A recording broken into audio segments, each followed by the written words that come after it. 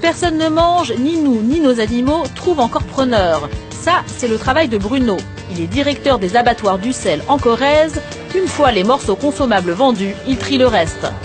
Vous voyez ces boyaux qui vont être utilisés pour faire des cordages des guitares, des violons ou autres. Voilà une des autres utilisations qu'on peut faire avec le porc. Encore une autre utilisation avec les oreilles, voilà, clandestine à la fabrication de produits cosmétiques, des masques pour les cheveux, des crèmes visage. Vous voyez, c'est ce qu'on appelle le gras, hein, c'est du gras, vous voyez. Hein. Je vous fais noter l'aspect gras et très tendre de cette partie du porc et qui eh bien, se destine à fabriquer le rouge à lèvres que ces dames utilisent grassement et qui vous permet, lorsque vous vous embrassez, d'avoir un porc entre vous.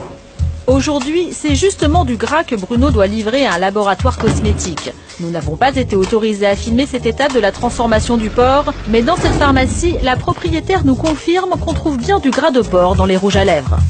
Pratiquement tous les rouges à lèvres sont faits avec de la gélatine porcine. Et dans une pharmacie, du cochon, on n'en trouve pas que dans les cosmétiques. On trouve des médicaments à base de porc, soit le médicament en lui-même, soit l'enveloppe du médicament qui est composée de gélules. Chaque fois, comme vous pouvez le constater, on a cette pellicule est faite à base de gélatine. Si vous ne mangez pas de porc pour des raisons religieuses, pas de panique. Gabriel Elfassi est rabbin en banlieue parisienne. Il est très clair, quelle que soit la religion, quand il s'agit d'un médicament, il n'y a aucune interdiction. Toute religion qui se respecte se doit de soigner ses malades.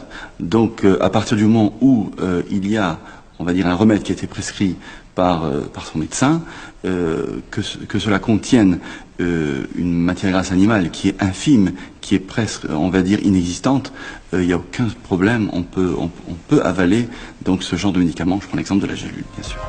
Le cochon est donc omniprésent dans notre vie quotidienne. Désormais, vous regarderez vos pilules, vos crèmes hydratantes ou vos rouges à lèvres d'un autre œil.